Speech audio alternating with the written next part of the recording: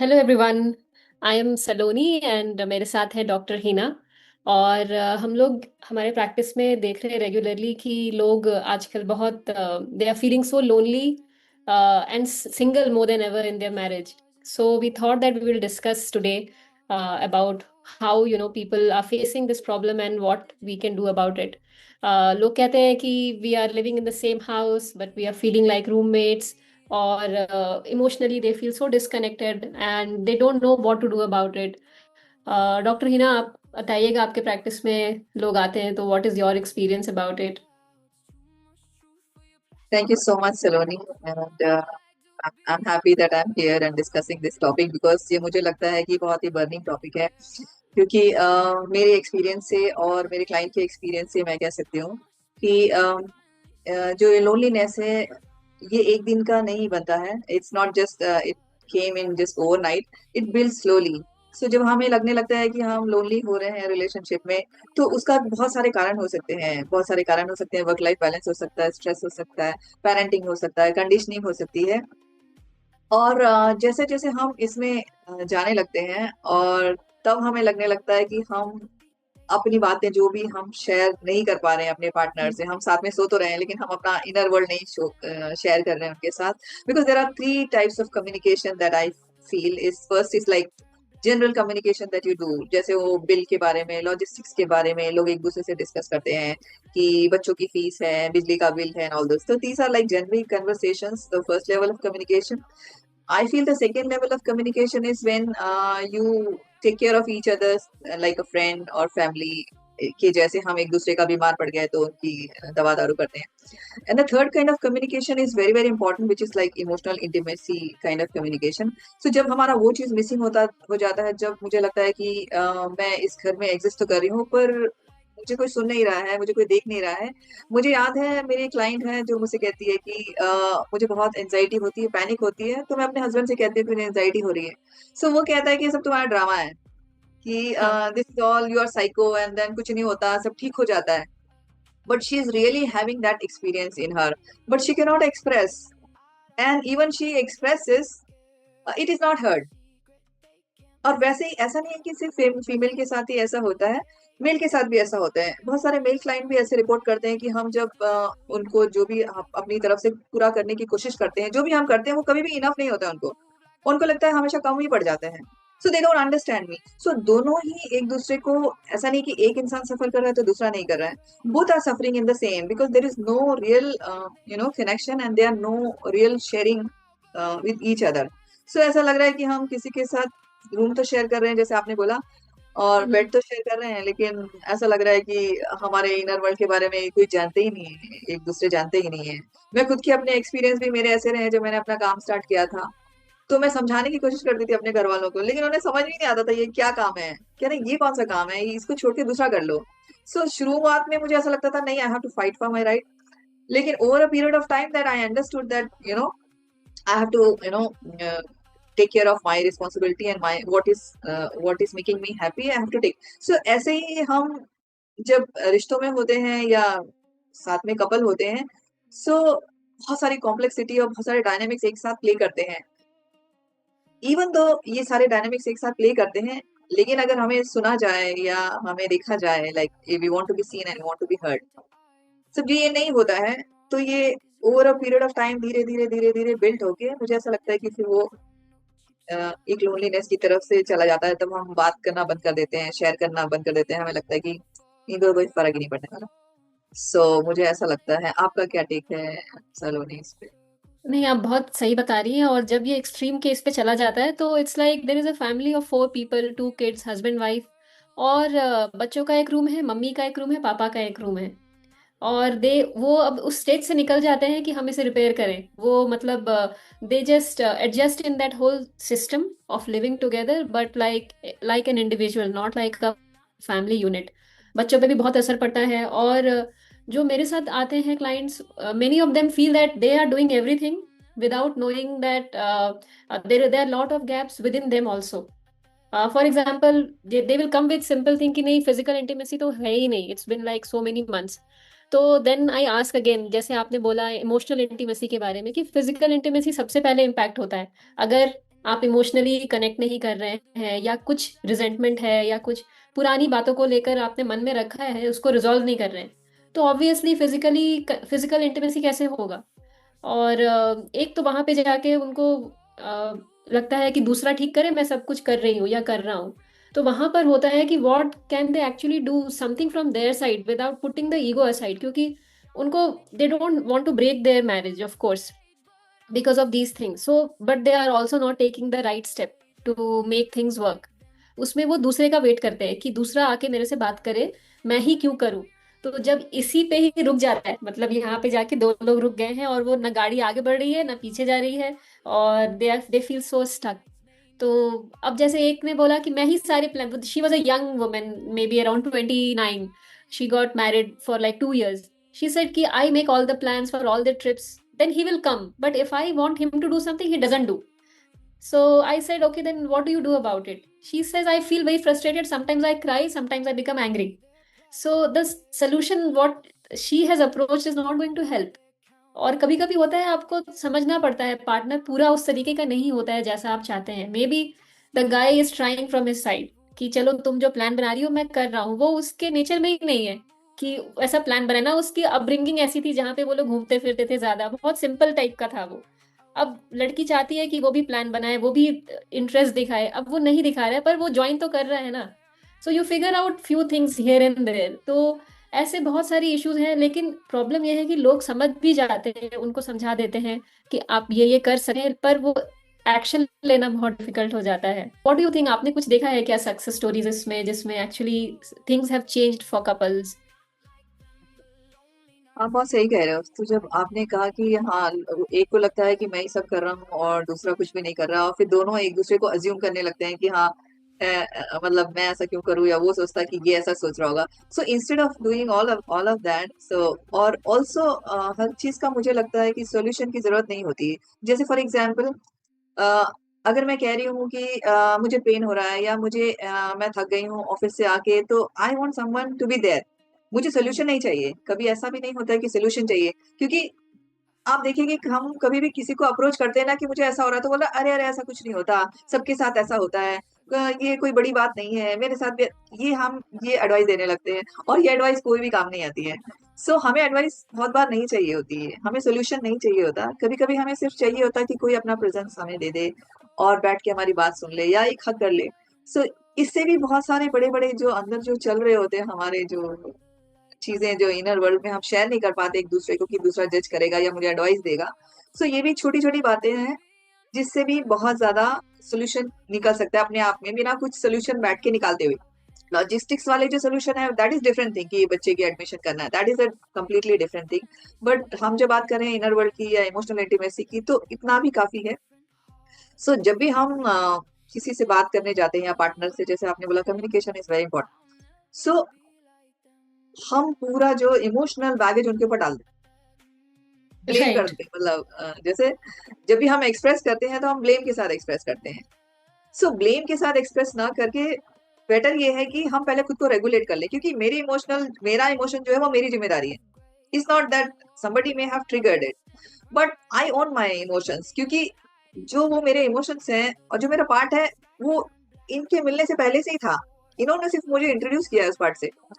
सो मुझे पहले रेगुलेट करने की जरूरत है। I know it's not easy to accept that, but क्योंकि जब हम बात कर रहे हैं तो दोनों ट्रिगर हो जाएंगे, तो किसी चीज का वैसे भी सोल्यूशन निकलने वाला नहीं है। So it's better to regulate yourself. अगर कोई इंपॉर्टेंट बात हम करने जा रहे हैं या डिफिकल्ट कन्वर्सेशन हम करने जा रहे हैं, तो इम्पोर्टेंट है कि हम उस अपने आप को रेगुलेट कर ले। रेगुलेट बहुत ही सिंपल तरीके से, ब्रीदिंग से, शेकिंग से, यू नो, छोटे मोटे ग्राउंडिंग से भी किया जा सकता है। सो whenever we are going through a difficult conversation, or we are trying to open up a difficult conversations, it's better to regulate।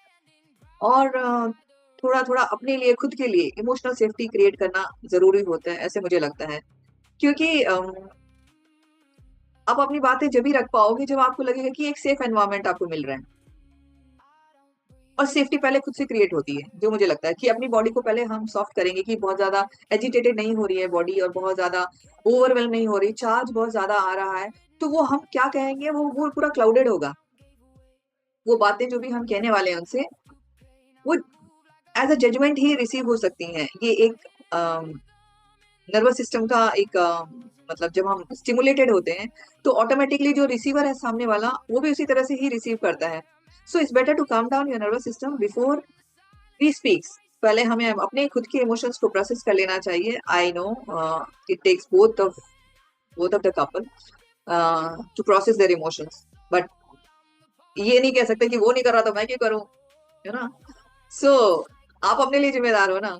तो बोलते हैं ना, मास्क बिल्कुल। पहले खुद का लगाओ फिर दूसरों का हाँ। लगाओ, प्लेन में जो बोलते हैं। सो मुझे ऐसा लगता है कि before you know before you overthink so much, before you know take too much assumptions, before you stop sharing, before वो ट्रिगर पॉइंट आ जाए और बिफोर वो बहुत ज्यादा लेट हो जाए कि अब तो मेरा बहुत रिजेंटमेंट बढ़ चुका है, उतना टाइम वेट करने की जरूरत नहीं है। छोटी छोटी बातें पहले से ही रिजेंटमेंट बनने से पहले ही शेयर की जा सकती हैं। If you regulate your self, you know, on a daily basis, so difficult conversation भी किए जा सकते हैं। ऑफ कोर्स सामने वाले की भी रिस्पॉन्सिबिलिटी है, we will come to that, but this is I'm talking about the person who is seeking a counseling or seeking support, उनके लिए है। What do you think, Saloni? Very very true. आपने जो एग्जांपल दिया ना, nervous system कैसे behave करता है जब हम गुस्सा हो जाते हैं, तो वो हम एक्चुअली समझ नहीं पाते। वो इतना फास्ट होता है कि उस टाइम में सिर्फ हमें दिखता है कि उसने क्या बोला, हमें ऐसा फील हुआ, बॉडी में बहुत कुछ हो चुका होता है अंदर, पर हमें नहीं पता होता। हम तो सुनते हैं और रिप्लाई कर चुके होते हैं, तब तक रिएक्ट कर चुके होते हैं। और इसकी ना हमें कोई कोई ट्रेनिंग नहीं है। जैसे हर एक कल्चर में, रिलीजन में मैरिज का एक प्रोसेस है, पहले मिलेंगे, एंगेजमेंट होगा, फिर शादी होगी, फिर लड़की जाएगी वहां, उसके बाद क्या होता है, आई मीन कॉन्फ्लिक्ट्स होते हैं, उसको कैसे रिजोल्व करना है कोई बताता नहीं है। We feel that we know it, we know that we will go through everything and we will come out of it without any practice और विदाउट एनी इन्फॉर्मेशन। अब जैसे फॉर एग्जाम्पल कोई लेडी है, ऑलरेडी जॉब कर रही है, घर आके काम खाना बना रही है, तो वो ऑलरेडी थकी हुई है, गर्मी में किचन में पसीना बह रहा है। हस्बैंड ने बोला आम काट दोगी क्या, और वो गुस्सा हो गई पूरा कि मैं बिल्कुल आम नहीं काटूंगी और आज नहीं कभी नहीं काटूंगी, और चिल्लाने लगी वो। तो हस्बैंड को भी समझ नहीं आया कि भाई मैंने तो सिर्फ आम काटने को बोला था। एंड शी फील कि I am already so soaked up in, I mean इतनी गर्मी में काम कर रही हूँ, रोटी बना रही हूँ, ऑफिस से आई हूँ, और तुम ये भी नहीं कर सकते हो। उसने ऐसा सोचा, लेकिन वो बोल नहीं पाई। वो she could have just said कि मेरे से नहीं हो पाएगा, मैं बहुत थक गई हूँ, बट उसको लगा कि he is not even seeing what I am doing all of that. तो ऐसे क्या होता है कि दोनों नहीं समझते हैं, और फिर हस्बैंड क्या होता है कि वो बात ही कम करना शुरू कर देता है। तो वाइफ को लगता है कि ही डजंट शेयर एनीथिंग, वो अपनी दुनिया में ही है। और ऐसे 18-20 साल मतलब वो लोग निकाल देते हैं, शादी पूरी ऐसे ही चलती है। तो वहां पर ये छोटी छोटी चीजों में there are definitely scope of improvement. There are cases जहाँ पर बहुत डिफिकल्ट होता है, कुछ और रीजंस होते हैं जिस वजह से एक पार्टनर थोड़ा सा वैसा बिहेव करता है, लेकिन बहुत सारे केसेस हैं जहाँ पे रिजेंटमेंट्स वगैरह सॉल्व किए जा सकते हैं। और सो इसमें तो basically it starts with one self only. मतलब हमें सोचना चाहिए जब भी हम ऐसा इस इन चीज़ों से गुजरते हैं, तो what in essence what are we lacking. अगर हमें वो चाहिए कि इमोशनली कनेक्टेड फील करना है, या somebody who will listen to me exactly how I feel, तो पहले आप अपने कुछ फ्रेंड्स भी बना लीजिए वैसे। या अगर आप जॉय मिस कर रहे हैं लाइफ में, तो थोड़ा सा तैयार होके कहीं घूमने चले जाइए किसी और फ्रेंड के साथ। You have to maintain your moral boundary. This is not like if you want something from your partner, you will just replace it. You can't do that. But there are various different things through which you can get the same emotion deep down. तो पहले वो करके खुद को ना fulfil कर लीजिए, and then you get the energy to discuss things with your partner. So with that approach, I think there is a huge chance to make the marriage better, and make it more engaging and rewarding. तो that's what I think and it has worked. एक example है एक client का। So she was a lady client, और वो बोलती थी कि वो हस्बैंड पूरे दिन बैठ के घर से वर्क फ्रॉम होम करता है, मैं उसी रूम में रहती हूँ, but he we don't feel connected, he doesn't talk. ऐसे पूरा दिन निकल जाता है और रात निकल जाती है, और ऑब्वियसली फिजिकल इंटीमेसी भी नहीं है, but I and then I feel very insecure because of the mother in law and father in law जो घर पे हैं, वो थोड़ा ज्यादा उनका ही ध्यान रखना पड़ता है लड़के को भी। तो with all that she was feeling very difficult to adjust. वो कहती है पूरा टाइम बाहर ही टीवी देखता है उनके साथ, मतलब मेरे साथ है नहीं, प्राइवेसी कुछ है नहीं, और उसको जरूरत नहीं, क्योंकि उसके पेरेंट्स को लगता है कि सभी लोग चारों लोग साथ ही रहे, मतलब हमेशा। So all of that was causing lot of concern, and then obviously the lady, she started whatever work was there at home, after that वो अपने रूम में अकेले बैठी रहती थी कि वहां पे तो हमेशा तीन लोग होते हैं, पेरेंट्स इन लॉ और लड़का बाहर ही होते हैं, टीवी देखते हैं, वो अकेले टीवी देखती है अंदर। तो हुआ फिर वे भी डिस्कस, तो हमने बोला कि अच्छा करना क्या है, तुम्हें तो रहना इसी सिचुएशन में है, वो तुम्हारे बोलने से तो चेंज नहीं होगा, but you want some change right, तो शी सेड यस। तो फिर उसको धीरे धीरे हमने समझाया कि तुम इतना जो फील कर रही हो अंदर बैठने से तो वो कभी अंदर नहीं आएगा, तुम कुछ देर जाके बाहर बैठो चारों लोगों के साथ, at least show that you are also participating, that's what he wants to get the validation from parents that तुम्हारी वाइफ भी आती है हमारे साथ बैठती है, तो कर दो, क्योंकि तुम इस मैरिज को छोड़ना नहीं चाहती हो, उसको बेटर करना चाहती हो। तो मन नहीं करेगा तो जाके आधे घंटे के लिए just show up, go there 20 minute, sit down and come back. और तुमसे अपनी जो तुम्हारी, उसको रोकते भी थे कि तुम क्यों जा रही हो इधर घूमने, कब आओगी, ये सब भी बोलते थे। तो मैंने बोला कि तुम जाओ, ऐसे बोलो कि नहीं मेरा मन है, तुम्हें गुस्सा नहीं होना है, तुम्हें सारे वो काम करने हैं जो तुम चाहती हो, तुम्हें अपने क्या कहीं वॉलंटियर करना है या कुछ कोर्स करना है, तो तुम बस बोलो कि नहीं मेरे को अच्छा नहीं लग रहा है, मुझे करना है, और स्माइल दे के जाओ, तुमको करना वो सारी चीजें हैं, बस change the way you respond. इसके लिए बहुत एनर्जी चाहिए, and she did that for 1 month, और थिंग्स स्टार्टेड चेंजिंग, उनको आदत हो गई कि हाँ ये अपना काम करती है, घर का कुक भी है, उसको मैनेज करती है, फिर ये जाती है 2-4 घंटे के लिए, ऐसे ही जाती है, कहीं कभी वॉलेंट कहाँ जाती है बता के जाती है, और वो निकलेगी। तो they got use to it, and then वो थोड़ा खुश रहने लगी, और वो रिस्पॉन्ड पति को भी खराब से नहीं करती थी, जबकि उस पति की गलती होती थी। She did it for 1 month, और फिर पति भी चेंज होने लगा, मतलब it is very difficult to do, but she had only this option, because वो स्ट्रेट फॉरवर्ड अगर बोलती है उसको कि तुम ऐसा कर रहे हो, तुम प्राइवेसी नहीं मेंटेन कर रहे हो, वो नहीं समझ रहा है लड़का, and she did not want to break the marriage, तो फिर आपके पास यही ऑप्शन रहता है। तो and then things change, so basically at the end what she wanted she is getting, husband is responding better, उनकी इंटीमेसी भी बढ़ी है, because she is doing all the things without reacting. तो शी डिड दैट, और इससे काफी changes आए उसके लाइफ में, तो that was inspiring for me also, because it's not easy to do this.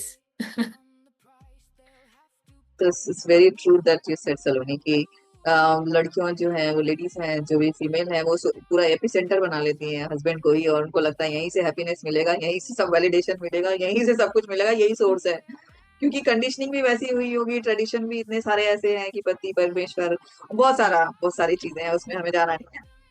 वही और ट्रेडिशंस है कि घर का काम लेडीज लेडीज को ही करना है, मतलब कुछ भी हो जाए उसको घर से ऑफिस से घर आना है, खाना उसी को बनाना है। तो ये बहुत सारी कंडीशनिंग होके उसको मूवीज में भी ऐसा दिखाते हैं कि हैप्पी एंडिंग हो गई है, मतलब मैरिज के बाद अब कुछ है ही नहीं, बस बचा है नहीं, बस हैप्पी लाइफ हो जाएगी। सो वो पूरा हैप्पी सेंटर जो वो बना लेती है उसको, तो उसको लगता नहीं है कि दूसरी जगह भी मुझे फोकस करना चाहिए, वो सारा कुछ वहीं से ड्रॉ करना चाहती है। सो एक इंसान से आप कितना ड्रॉ करोगे, उसके पास भी तो कैपेसिटी होनी चाहिए ना वो चीज देने की आपको। Yes. So you don't see the other aspects of life कि other aspects of life में आप कैसे अपने आप को joyful, जैसे आपने बोला वेरी इंपॉर्टेंट, कि अपने आप को joyful कैसे रख सकती है, अपने आप के बारे में कैसे सोच सकती है, अपनी ग्रोथ के बारे में कैसे सोच सकती है, अपनी हैप्पीनेस के बारे में कैसे सोच सकती है, सेल्फ केयर के बारे में कैसे सोच सकती है, कि how she can you know connect with her body and feel good about her, जो भी चीजें उसको लाइफ में करनी है, वो एक एक के पीछे क्यों वो वहीं पे सोर्स उसने इकट्ठा कर लिया। So very very important, and this is something which is to be बार बार बोला जाना चाहिए, और बार बार ये हर एक क्लाइंट के थ्रू या जितने भी लोग हम आसपास देखते हैं, तो सेल्फ सेक्रीफाइस ये वो बहुत सिखाते हैं लेडीज को। सो इट्स नाउ टाइम कि उनको ये समझने की जरूरत है कि सेल्फ सेक्रीफाइस से हटके थोड़ा सा अभी सेल्फ केयर पे आना चाहिए।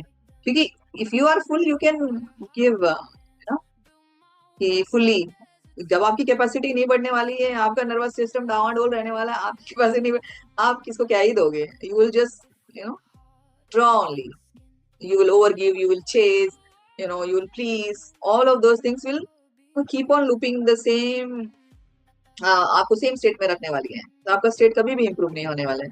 सो very very important, thank you Saloni for bringing out this या पॉइंट। सो या वही है कि this is what we are seeing regularly in our clients, so this is very important that people understand and take some action on it and bring good changes, they don't have to suffer in the marriage।